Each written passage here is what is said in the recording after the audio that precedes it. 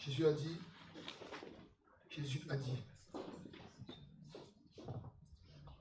qu'il nous baptiserait d'Esprit Saint et de feu. Jésus a dit qu'il nous baptiserait d'Esprit Saint et de feu.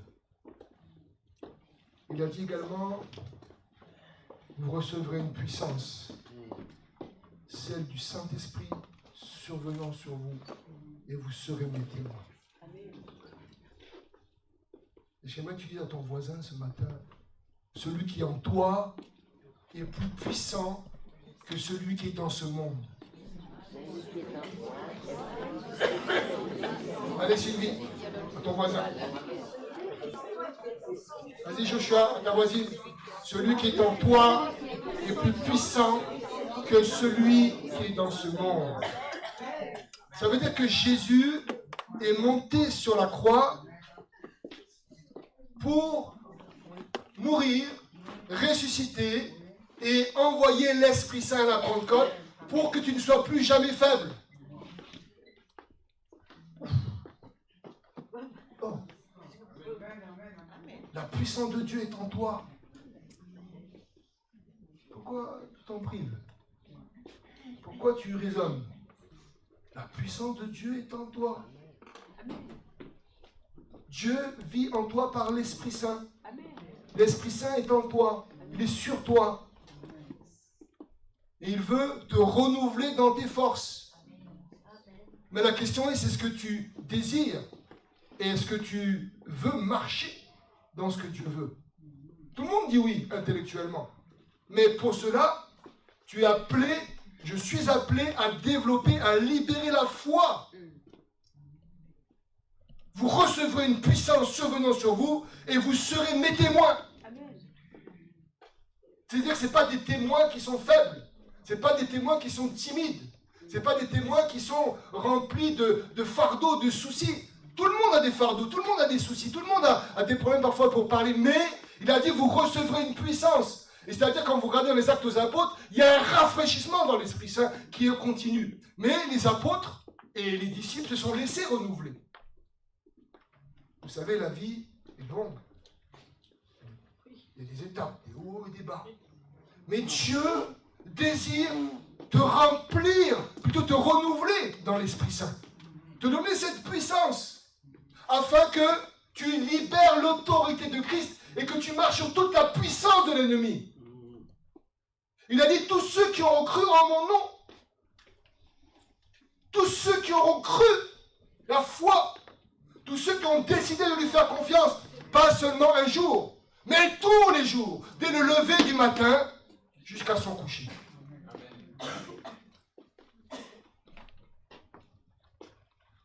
Est-ce que notre foi est vivante? Ou est-ce que notre foi est fluctueuse en fonction de la vue et des émotions et des circonstances? Parce qu'en fonction de ce monde, si je regarde ce monde, ma foi ne va pas aller bien. Si je regarde parfois mes émotions, un coup elle va être correcte et un coup elle sera pas belle. Si je regarde à la vue,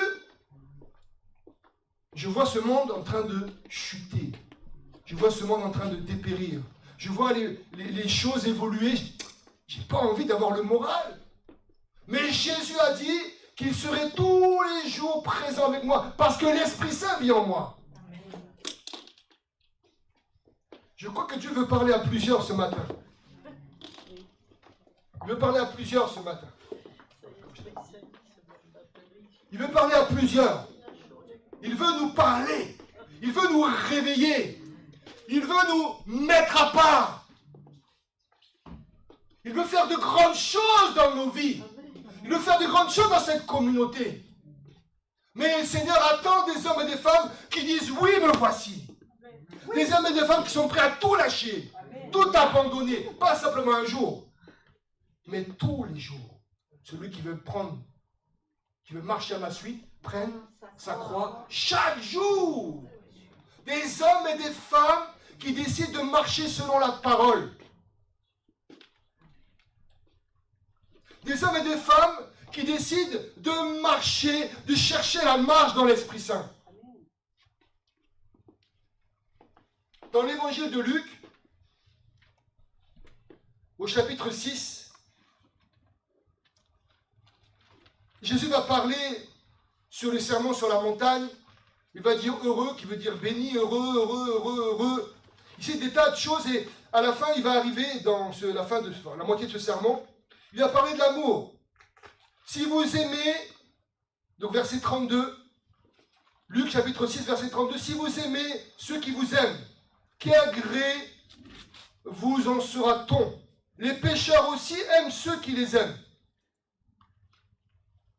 Si vous faites du bien à ceux qui vous font du bien, quel gré vous sera-t-on? Les pécheurs aussi en font autant. Et si vous prêtez à ceux que vous espérez recevoir, quel gré vous en sera-t-on? Les pécheurs ainsi prêtent aux pécheurs afin de recevoir l'équipe. Verset 35, mais aimez vos ennemis, faites du bien et prêtez sans rien espérer. Votre récompense sera grande, et vous serez fils du Très-Haut, car il est bon pour les ingrats et pour les méchants. Soyez miséricordieux, comme votre Père est miséricordieux. Là, il parle à une foule qui est là. Et ils sont là, la foule de Juifs qui sont là devant le Seigneur, qui courent à sa suite. Et ils désirent écouter Jésus. Mais Jésus leur dit, mais apprenez à aimer ce qui n'est pas aimable. Apprenez à faire du bien à ceux qui font des choses pas bonnes. Et la première personne que tu dois apprendre à aimer, c'est toi-même. Parce que tu dois aimer ton prochain comme toi-même. Si le toi-même n'est pas rempli de l'esprit de la puissance de l'amour, parce que la plus grande puissance, c'est l'amour. Le Saint-Esprit, il est amour. Le fruit de l'Esprit Saint, c'est l'amour. Avec d'autres attributs ensuite. C'est l'amour de Dieu qui vient du trône de Dieu. Jésus a ouvert le robinet. Notre sœur a fait une telle belle prière. J'aime les prières de Jocelyne, c'est magnifique. Elle fait une prière. Le ciel est ouvert. Le fleuve d'amour coule. Il coule sur toi, en toi. Est-ce que tu vas dire oui ou tu vas commencer à raisonner, je ne suis pas digne, non, j'ai fait ci, j'ai fait ça. Non, tu pardonnes à tous ceux qui t'ont offensé. Et toi-même également. Et le fleuve va couler, tu vas être puissant. Tu ne vas plus courir après un ministère. Tu ne vas plus courir après des nouveaux livres. Même si tu peux lire des livres, hein, Laurence. Même écrit. Tu ne vas plus courir après qui que ce soit. Tu vas courir après Dieu. Quand j'ai compris ça il y a quelques années, les livres sont terminés, courir après un ministère, c'est terminé. C'est terminé tout ça. J'ai la gloire de Dieu en moi, qui est sur moi et en moi. Je ne cours plus après un ministère. Je vais, si le Seigneur me conduit, mais je ne cours pas après une personne. Je cours après Jésus-Christ, le Fils de Dieu. Parce qu'en lui, toute l'onction est là, tout l'enseignement est là, toute la doctrine est là, toute l'autorité est là, toute la vie est là, toute la grâce est là, etc., etc. Tout est en lui et pour lui. Je cours après Jésus-Christ. Je marche à sa suite. J'ai tellement couru après le ministère les premières années de ma conversion. J'ai appris beaucoup de choses.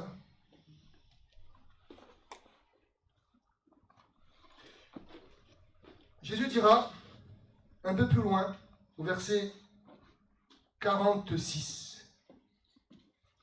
Luc chapitre 6, verset 46. Pourquoi m'appelez-vous Seigneur? Seigneur. Et ne faites-vous pas ce que je dis? Pourquoi m'appelez-vous Seigneur? Seigneur, et ne faites-vous pas ce que je dis? Attends. Waouh! La première fois que j'ai lu ce passage, j'ai tremblé de tout mon être. Mais je tremble toujours quand je le lis. Pas que j'ai peur, j'ai la crainte de l'Éternel.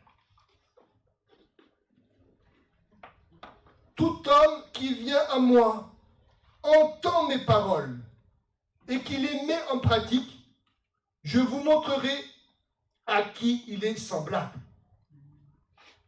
Un homme qui entend la parole et qui réalise, qui amène la vie à la parole. Et rappelez-vous, un peu plus avant, ce qu'on vient de lire, c'est la loi royale, aimez votre prochain. Et comme vous-même. Il est semblable à un homme qui bâtit une maison et qui creuse profondément et pose le fondement sur le roc. Le roc, c'est le Christ, hein? C'est lui. Une inondation est venue et le torrent s'est rué contre cette maison, sans être capable de l'ébranler parce qu'elle était bien bâtie. Tu bâtis ta vie dans la prière, dans l'adoration, dans l'intimité avec Dieu. Tu bâtis ta vie sur le roc, dans ton cœur à cœur avec lui. L'Église ne va pas bâtir, ne va pas te faire bâtir. Ce n'est pas l'Église qui bâtit ta vie. C'est Christ qui bâtit ta vie. Quand tu donnes ta vie, tu ouvres ton cœur, tu ouvres tous les domaines de ta vie, alors tu es sur le roc. Et tout ce qui peut arriver ensuite, rien ne pourra détruire cet édifice. Tout comme cette église dans laquelle nous sommes, ce bâtiment qui n'est pas une église, c'est nous l'église des êtres vivants. Cette église a vécu des flammes, mais Dieu tient cette communauté. Jésus a dit, je bâtirai mon église et les séjours des morts ne prévaudront pas. Ce n'est pas mon église, ce n'est pas votre église, c'est l'église du Seigneur et nous sommes ensemble pour sa gloire. Et nous sommes à son service et nous sommes au service les uns des autres, avec humilité, dans la foi que Dieu est présent avec nous tout le temps. Une inondation est venue, le torrent s'est rué, contre cette maison sans être capable de l'ébranler parce qu'elle était bien bâtie. Verset 49. Mais celui qui entend et ne met pas en pratique est semblable à un homme qui a bâti une maison sur la terre sans fondement, sans fondement. Donc c'est l'émotionnel, c'est la vue, c'est le ressenti. Le torrent s'est rué contre elle. Aussitôt, elle s'est écroulée et la ruine de cette maison a été grande. Waouh! Waouh, waouh, waouh, waouh, waouh. La puissance de Dieu. Quand on fonde notre vie dans la parole, quand on étudie la parole, quand on travaille la parole avec le Seigneur, quand on est en équipe, quand on est en église, on médite la parole, on partage la parole. On le fait le mardi soir, on le fait le lundi soir dans divers groupes. Un autre groupe fait le mardi soir. On est en train de préparer l'épître aux Hébreux, avec le jeûne et prière qu'on prépare au mois de janvier avec Laurence et Anne qui vont piloter, mais on sera tous là pour écouter ce que Dieu veut faire durant ce jeûne. La parole de Dieu, c'est le sang, c'est Christ. Elle s'est faite chair. Jésus parle de lui, là. Il est en train d'expliquer des secrets. Et ce Jésus, qui est là, va dire un peu plus loin,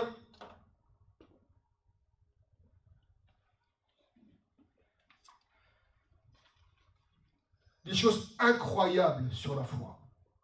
Il va dire des choses même qui pourront paraître, et qui peuvent paraître dans le contexte de l'époque, hérétiques.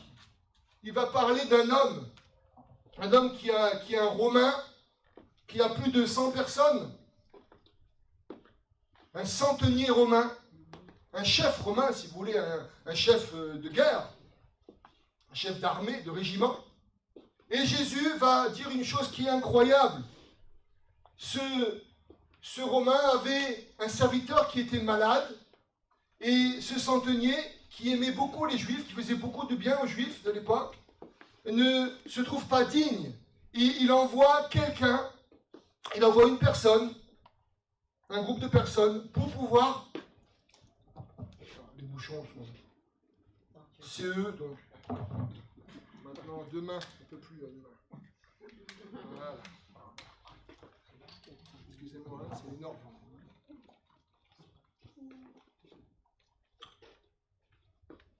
Il envoie une délégation pour demander à Jésus de dire simplement un mot afin que son serviteur ne soit guéri.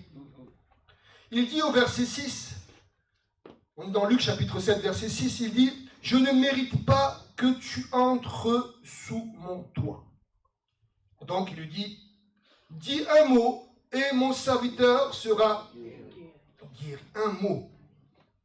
Car moi, je suis soumis à une autorité supérieure. J'ai des soldats sous mes ordres. Et je dis à l'un, va, et il va. À l'autre, viens, et il vient. Et à mon serviteur, fais ceci, et il le fait. Lorsque Jésus entendit ces paroles, il admira le centenier. Le centenier est en train de dire, il reconnaît qu'il doit se soumettre à Christ. Il reconnaît que le Christ est supérieur à lui. Pourtant, il était un colon, il était un envahisseur, il était une personne qui avait autorité sur les Juifs de l'époque. Mais cet homme, ce centenier, ce Romain, avait compris le principe de soumission. Il sait que quand on se soumet à l'autorité, nous sommes protégés. Quand on se soumet à l'autorité, qu'est-ce qui se passe? L'autorité pourra être reconnue et faire ce qu'elle a à faire de correct. Et Jésus était le roi des rois, et il est toujours, le roi des rois, le seigneur des seigneurs. Il a tout pouvoir, toute autorité. Le centenier va s'incliner et il va lui dit, je suis soumis à une autorité supérieure, j'ai des soldats sous mes ordres. Donc il connaît ce principe. Il dit va à l'un et l'autre, il va, l'autre vient et il vient, et l'autre fait ceci et il fait cela. Jésus entendit ces paroles et admira le centenier. Admira un païen. La porte du salut n'était pas encore ouverte. Se tourna vers la foule, vers les autres juifs, et dit, je vous le dis même en Israël, même dans tout Israël de l'époque, je n'ai pas trouvé regardez bien le texte, une aussi grande foi. Aussi grande foi. Est-ce que ce centenier est allé au temple de Jérusalem pour prier dans le temple? Non, il ne pouvait pas. Il fallait être circoncis, etc. Il ne pouvait pas. Est-ce que ce centenier a fait des grandes choses pour Dieu? Est-ce qu'il montrait à tout le monde qu'il servait Dieu? Non. C'était entre lui et Dieu. Et Dieu connaît les cœurs. C'est pour ça que les hommes, même s'ils vous jugent, ce n'est pas grave. Vous n'empêcherez jamais les hommes de vous juger. Ils le feront. Ils l'ont fait avec Jésus, ils le feront avec nous. Mais ce centenier avait compris ce principe. Il va démontrer sa grande foi. Comment? En apprenant et en vivant une soumission à la parole de Dieu, à Christ fait chair. Et qu'est-ce qui se passe? Jésus dit qu'il n'a jamais vu une foi aussi grande. Vous imaginez comme ça peut être choquant? Mettez-vous dans le contexte. Attends, nous, ça fait des générations, de famille en famille, qu'on prie l'Éternel, le Dieu vivant. Il y avait des centaines d'années, des milliers d'années, on prie. Et Jésus est en train de dire que là, un Romain qui vient envahir notre pays, notre nation, il a une plus grande foi que nous, ou qu'un d'entre nous qui sommes le peuple élu.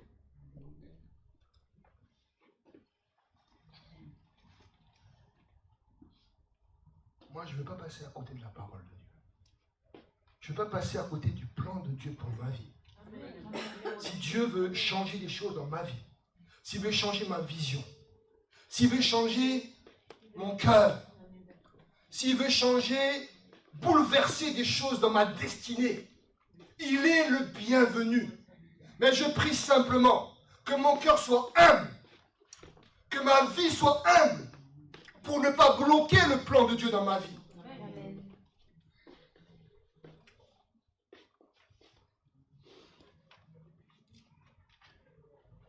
Vous voyez le lien de corrélation entre soumission et foi. Entre foi et soumission. Vous êtes là?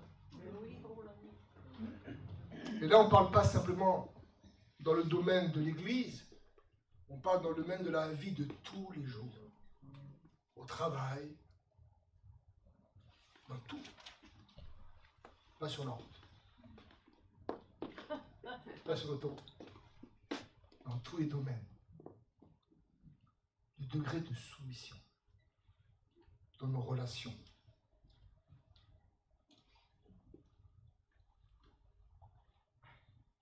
Quand par exemple c'est dans une boulangerie, que le boulanger donne une directive, il est chez lui.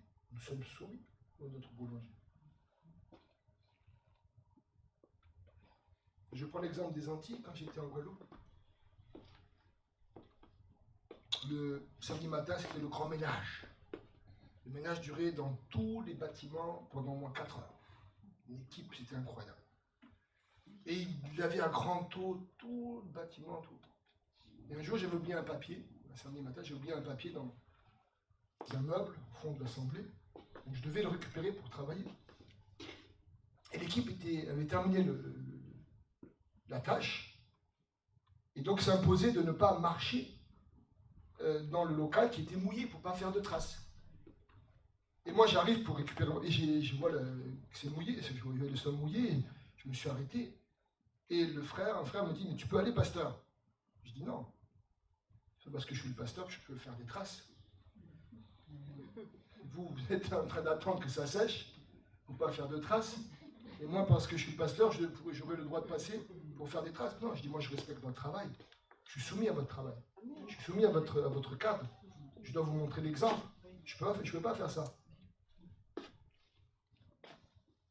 Je suis soumis à ceux qui travaillent, qui font leur tâche pour la gloire de Dieu. Et le frère a eu un choc quand je lui ai dit ça. J'espère qu'il a compris ce que je voulais dire. La soumission est liée à la foi. On ne veut plus être soumis.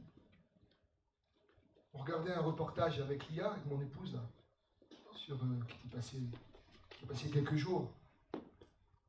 C'est impressionnant ce qui va arriver là, ce qui arrive là. C'est impressionnant, c'est l'idolâtrie de l'humanisme avec le transhumanisme. C'est impressionnant. Avec Lia, qui maintenant remplace même des concubins, des concubines, où on peut même faire ménage à 3. Et c'est quoi ça? Je t'expliquerai plus tard. C'est impressionnant. On avait l'impression que le Saint-Esprit, en fait, prenait la place du Saint-Esprit. C'est impressionnant. Et bien sûr, cette personne qui était l'ordinateur, un IA, toujours avec un langage positif, presque flatté. Donc, il n'y a plus de remise en question. Et le couple, la première chose du couple, c'est l'amour, mais c'est le reflet de l'autre sur l'autre. Je regarde parce qu'ils sont devant moi. C'est le reflet de l'autre sur l'autre. Et donc, il y a des choses que tu crois avoir acquises, que tu es sûr d'avoir acquis. Mais l'autre va t'amener un autre reflet. Et c'est bon. Mais c'est pas bon sur le coup. Mais c'est bon. Et quand le Saint-Esprit travaille dans nos cœurs, celui qui vit en nous est le reflet du Père et du Fils. Et le Saint-Esprit vient et reflète des choses dans nos cœurs. Donc quand on est remis en question, c'est pas négatif. Quand nous sommes des fois bouleversés dans nos vies, ce n'est pas négatif. Il faut arrêter d'être avec un esprit humain dans la compréhension des choses de Dieu. On ne peut pas comprendre les choses de Dieu avec la tête seulement. Quand Dieu nous renverse, vous imaginez ce contexte-là avec le centenier. Mais je pense souvent dans les Actes aux Apôtres, quand Pierre a une vision en prière, pendant des siècles, ils n'ont pas mangé de certains aliments. Parce que la loi mosaïque interdisait dans le Lévitique telle chose, telle chose, telle chose. Pendant des siècles, on a transmis cela depuis. Attention, pas manger cela. Depuis que Pierre était tout petit. Et de génération en génération. Et là, Dieu lui donne une vision. Mais imaginez-vous comment il devait être retourné. Tu peux manger, tu es de tout, tout est sanctifié par la prière. Wow. Les amis, Dieu veut faire des grandes choses dans nos vies. Mais est-ce que nous sommes prêts? Est-ce que l'Église est prête à être retournée par l'Esprit de Dieu? Alors, retournée, vous avez compris, hein? Bouleversée, chamboulée, hein? C'est mes mots, hein? Est-ce que nous sommes prêts à élargir l'espace de notre cœur? Est-ce que nous sommes prêts à lâcher réellement toute notre vie, toutes nos peurs, toutes nos inquiétudes, tout ce qu'on nous connaît sur Dieu?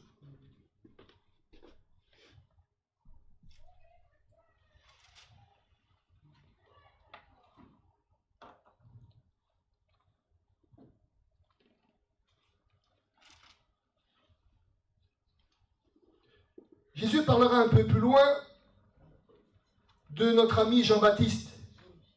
Qui est Jean-Baptiste? Celui qui a préparé le chemin du Seigneur. Luc chapitre 7, verset 28. Moi je vous dis, parmi ceux qui sont nés de femmes, il n'y a pas de plus grand. Il n'y a pas de plus grand que Jean-Baptiste. C'est le plus petit dans le royaume des cieux. Le plus petit dans le royaume des cieux est plus grand que lui, pardon. Ça veut dire qu'il n'y a pas eu d'homme plus grand que Jean-Baptiste. Et qu'est-ce qu'a fait Jean-Baptiste? Il a désiré obéir à Dieu. Et il avait une mission, un mandat. Il est rentré dans son mandat. Il est resté dans son mandat. Quel est ton mandat sur terre? Quel est mon mandat sur terre? De servir l'Éternel dans le mandat, dans l'appel que Dieu m'a donné. Le reste, ça ne me regarde pas. Le reste, je bénis. Qu'est-ce qu'on fait dans nos communautés occidentales, nous les chrétiens? Dès qu'il y a un ministère qui est différent du nôtre, on essaye, on ne comprend pas, alors on parle. Je prends un exemple. Je prends un exemple parce que vous n'avez pas compris. L'évangéliste veut que tous soient des évangélistes.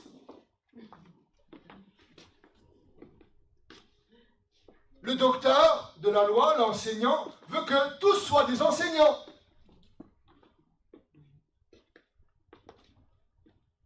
L'apôtre veut que tous soient apôtres. Le prophète veut que tous soient prophètes. Comment l'enseignant peut comprendre tout ce que le prophète vit, ou sur son fonctionnement, etc. Non, tu ne peux pas comprendre ça. C'est pas ce que Dieu te demande. Dieu demande de bénir, d'encourager. Il ne demande pas de comprendre tout. Il ne demande pas que tout le monde voit comme tu voudrais qu'il voit. Et qu'est-ce qu'ont fait les pharisiens dans ce contexte-là? Je n'ai pas le temps. Les pharisiens et les docteurs de la loi, qu'est-ce qu'ils ont fait? Ils ne sont pas passés par le baptême de Jean. Ils ont refusé, dit le chapitre, ils ont refusé le baptême de Jean, qui lavait des péchés. Pourquoi ils ont refusé? Parce que Jésus devait être dans leur petite boîte.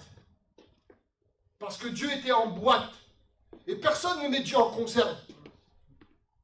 Parce que Dieu est incontenable. Il est immuable, il est tellement grand, il est infini. Il est Dieu.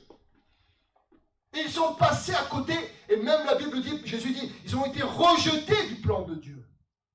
Waouh! Pendant des siècles, des générations, toute leur vie depuis qu'ils sont petits, ils ont prié pour voir le Messie. Ils ont prié pour voir le Fils de Dieu, le Messie arrivé, le grand libérateur qui vient de Sion. Et ils sont passés à côté alors qu'il était là avec son corps. Ils sont passés à côté. Ils ont été disqualifiés. Ouh. Comment être qualifié? En nous humiliant devant Dieu réellement. En nous soumettant devant Dieu. Et en n'ayant pas la peur, mais la crainte de l'Éternel. Une crainte révérencieuse. On le révère. Parce qu'il est comme un roi. Il est un roi, pardon. Il est un roi. Il est un roi que je ne peux pas voir. Il a un trône immense que je ne peux pas voir. Mais je le vois dans l'esprit. Et je vois qu'il est le roi des rois et le seigneur des seigneurs. Et grâce à cela, je m'incline devant lui. Et je dis, roi des rois, fais ce que tu veux dans ma vie. Tu es le bienvenu dans ma vie. Si tu veux chambouler des choses, sois le bienvenu. Mais moi, je veux continuer à t'aimer, roi des rois. Et à aimer mes frères et mes sœurs qui sont sur ma route. Les pharisiens sont passés, les chefs religieux, les pharisiens sont passés à côté du plan de Dieu qui étudie, ils connaissaient les 5 premiers livres par cœur. Genèse, Exode, Lévitique, Nombre, Deutéronome. Les 5 premiers livres, ils les connaissaient par cœur. Waouh! Ils sont passés à côté du plan de Dieu. Et je crois que beaucoup de chrétiens sont sauvés. Beaucoup sont sauvés mais passent à côté du plan de Dieu. Parce qu'ils restent avec une image de Dieu figée. Ils restent avec une image de Dieu qui est bloquée. Alors que Dieu, c'est la vie. Jésus, c'est la vie en abondance.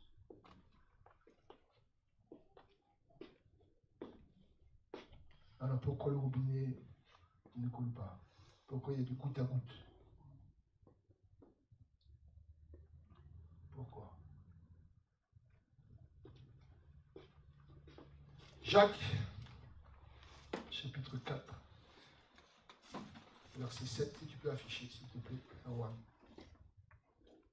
Jacques, chapitre 4, verset 7.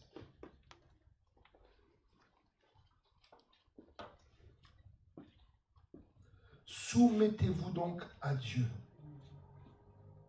Résistez au diable et il fuira loin de vous. Le diable, l'adversaire de Dieu, il est censé fuir loin de moi. Et quand je comprends, rappelez-vous ce centenier qui s'est soumis au Seigneur Jésus-Christ.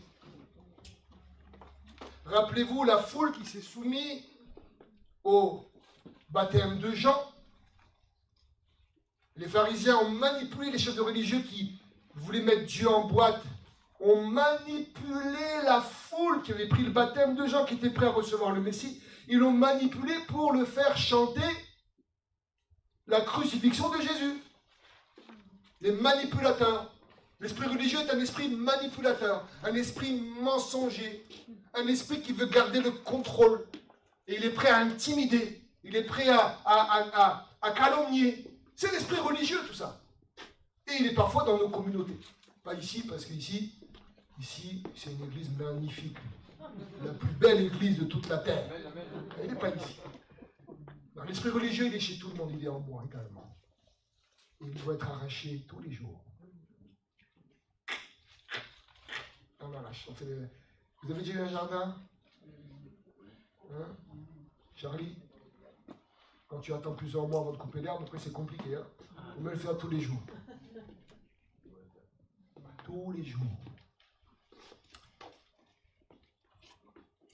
Là, on est dans Jacques. C'est Jacques, ça, c'est écrit Matthieu. Un peu plus loin, Jacques. Soumettez-vous. Jacques, chapitre 4, verset 7. J'ai dit Matthieu? Non. Oh, merci, j'ai animal. Attention, je suis là. C'est bon? Non? Bon, il chauffe. Allez, on va prendre ensemble. Jacques chapitre 4, verset 7. Soumettez-vous donc à Dieu. Résistez au diable et il fera loin de vous. Pour résister et pour que le diable fuit, pour pouvoir résister, il faut se soumettre. Moi j'ai un petit secret, quand je ne suis pas bien, je ne cherche pas à combattre, je cherche à me soumettre. Quand les choses vont mal, ce n'est pas le moment de combattre forcément, mais en premier je cherche à me soumettre à Dieu. Je m'humilie devant Dieu.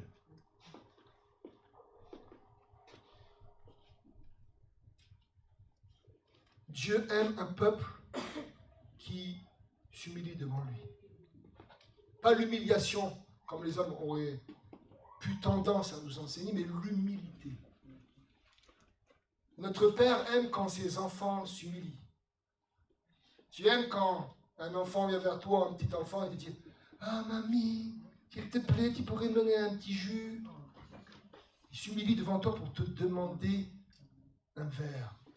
Tu es heureuse d'aller au réfrigérateur et dire « Oui, moi chérie, voilà le petit jus. » Notre Père aime quand son peuple s'humilie. quand son peuple dépend totalement de lui. Quand son peuple ne dépend pas des choses de cette terre, de ses diplômes, de son statut social, de son travail, de son salaire, oui, ou de son succès humain. Il aime, se sont tenus avec le pouvoir, hein. Il aime quand son peuple s'humilie. Il aime quand son peuple s'abandonne. Et quand tu t'humilies, le diable n'a plus de point de contact. L'adversaire ne peut pas avoir de point de contact quand il y a l'humilité. Parce qu'on est humble, on va à la croix. Et quand on va à la croix, les puissances, les ténèbres ont été, Jésus dira, ou Paul dira, ont été cloués. Cloués. Le micro va partir dans la vitre. Les puissants des ténèbres ont été cloués, rédigés, finis, anéantis. Quand son peuple s'humilie, c'est pour ça qu'il dit dans 2 Chroniques 7,14, si mon peuple sur qui est invoqué mon nom, prie, s'humilie et me cherche. On ne peut pas chercher Dieu sans s'humilier. Et quand on s'humilie, il n'y a plus de point de contact. La chair est crucifiée. Ça veut dire quoi? Ça veut dire nos pensées, nos cœurs, tout est dans sa main. Et là, il nous renouvelle. Et là, le Saint-Esprit qui vit en nous peut faire son travail. Le Saint-Esprit, il vit en toi, il vit chez tout le monde. Pendant tant d'années, j'ai cherché le Saint-Esprit à droite et à gauche. Une révélation. Quel temps perdu. Quel temps perdu. Des années perdues. Mais on m'avait enseigné comme cela. Soumettez-vous donc à Dieu.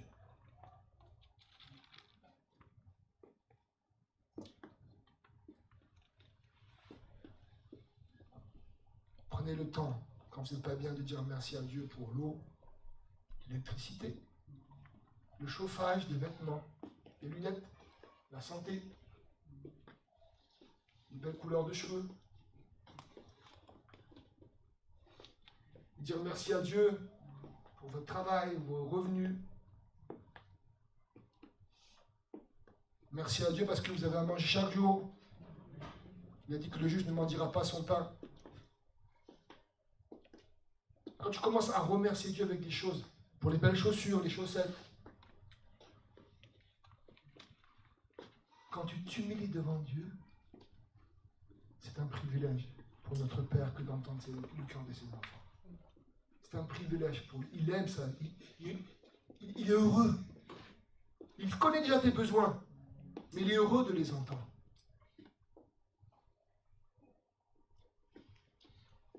Soumettez-vous à Dieu également, c'est de faire attention à nos prières. La plupart de nos prières, je l'ai déjà dit il y a quelques semaines, la plupart de nos prières, on prie pour ne pas être dans l'esprit de ce monde, mais la plupart de nos prières, c'est pour recevoir les bénédictions de ce monde. Nous ne sommes pas de ce monde. Si on cherche le royaume, alors tout nous sera donné. Cherchez d'abord le royaume des cieux et sa justice, Matthieu 6,33, et tout vous sera donné par-dessus tout. Si on cherche le royaume de Dieu, Dieu nous bénira.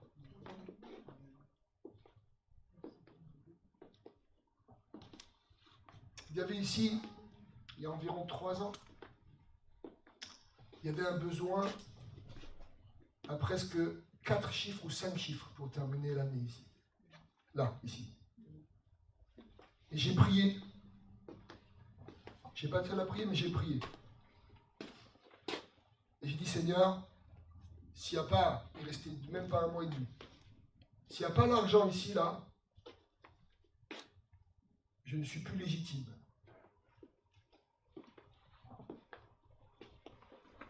Vous savez ce qui s'est passé? Je vais dans une réunion, on me regarde, une dame vient me voir, je ne connais pas. Laurence est témoin, elle était avec moi, Laurence. Elle me regarde et me dit, comment ça va à l'église? Je ne parle pas d'église. Ça va. Non, mais elle insiste. Et puis, je parle un petit peu, mais tout petit peu. Et quelques minutes après, elle envoie un émissaire, un homme, pour me donner un chèque en blanc, presque avec les 5 chiffres. Le reste, tu as vu le montant. Qui couvrait tout ce que on devait pour terminer notre bilan positif. Sans cela, peut-être je ne serais plus là. Ouais, vous ne saviez pas tout ça. Mais c'est entre Dieu et moi. Il n'y a que Marie-Josée qui devait savoir. Dieu est Dieu.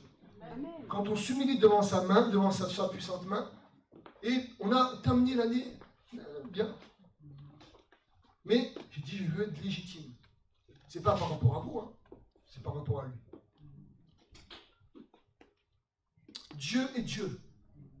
Et j'aime m'humilier.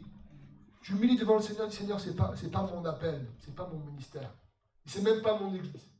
C'est mon église, vous savez très bien que c'est mon église. Je vous aime et vous êtes magnifiques. Je suis tellement heureux d'être avec vous. Mais c'est son église avant d'être la mienne. Parce qu'il a dit, je bâtirai mon église.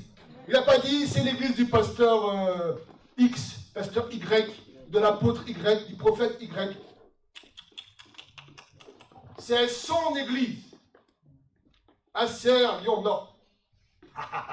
Jésus le roi de gloire.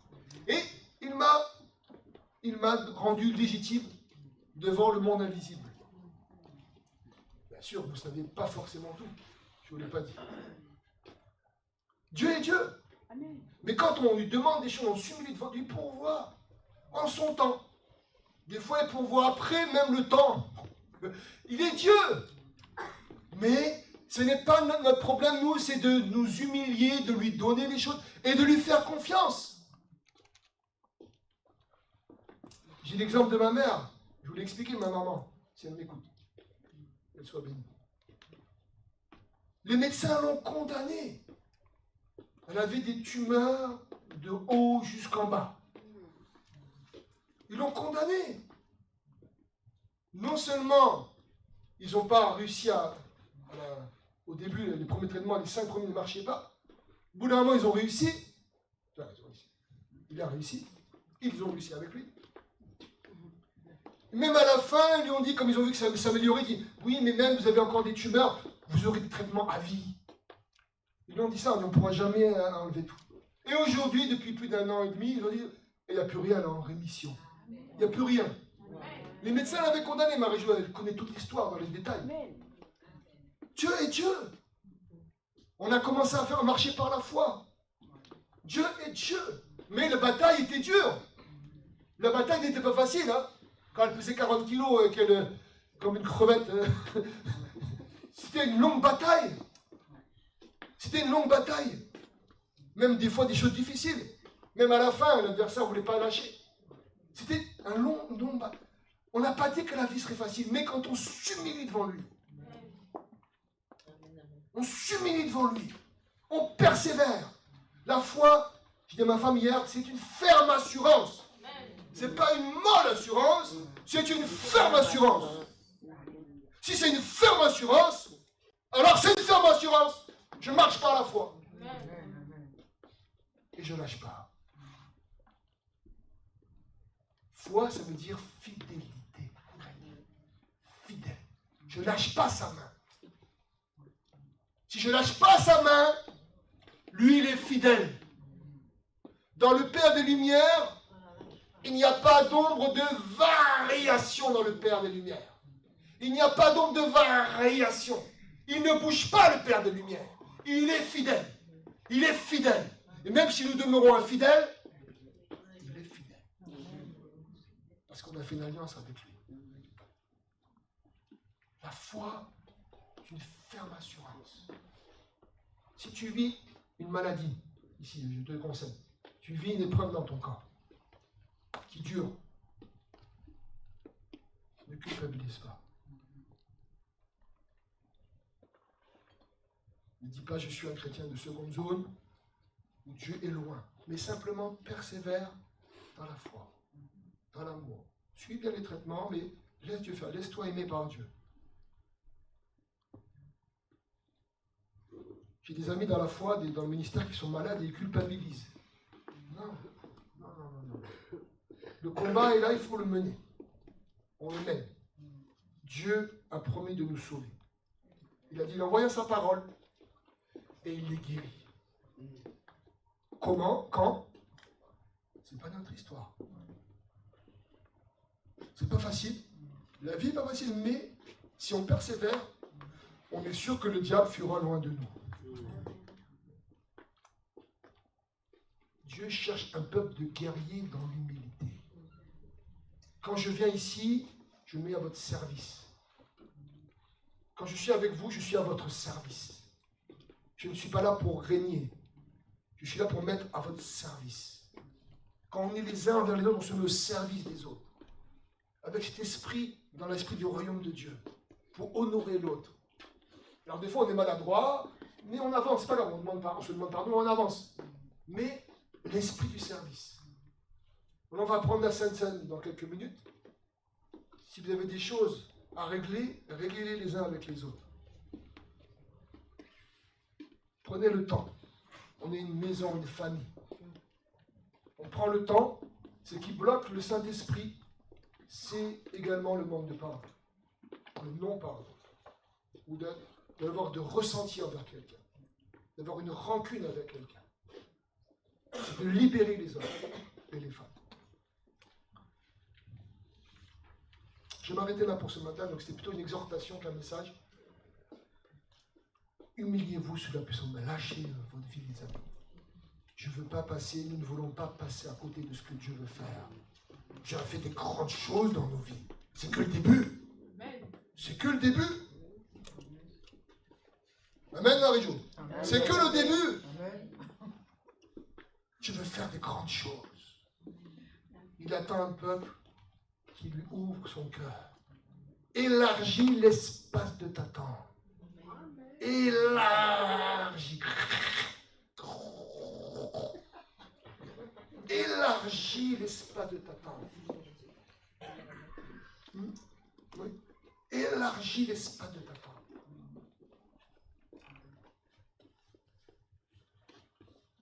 Élargis. N'aie pas peur des craquements. Il y a des bons craquements.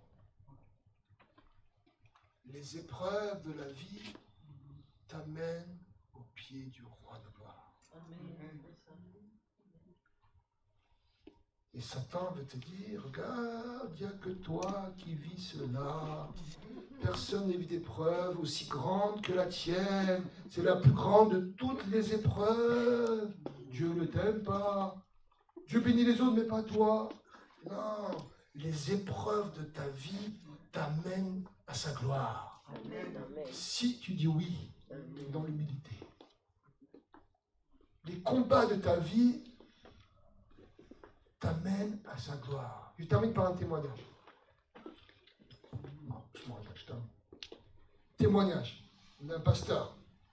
Un pasteur en Suisse, après la Seconde Guerre mondiale.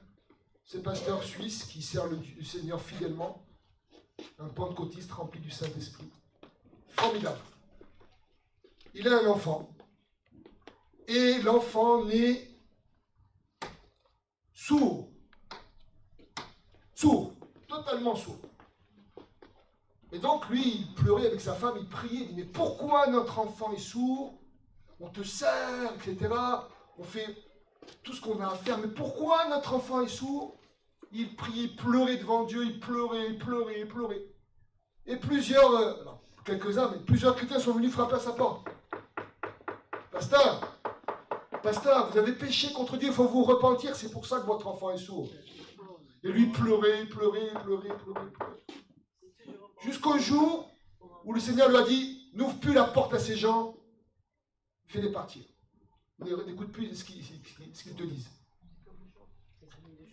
Et ce qui s'est passé, c'est qu'en fin de compte, comme son enfant était sourd, il devait aller dans une structure pour être accueilli correctement. Et pour communiquer avec cet enfant, il fallait que lui apprenne le langage des signes. Et également, il fallait qu'il puisse converser avec l'enfant. Et là, ce qui s'est passé, c'est que le pasteur, là où l'évangile n'était pas rentré chez les sourds, L'évangile a fait une percée incroyable et a amené des centaines d'âmes au salut.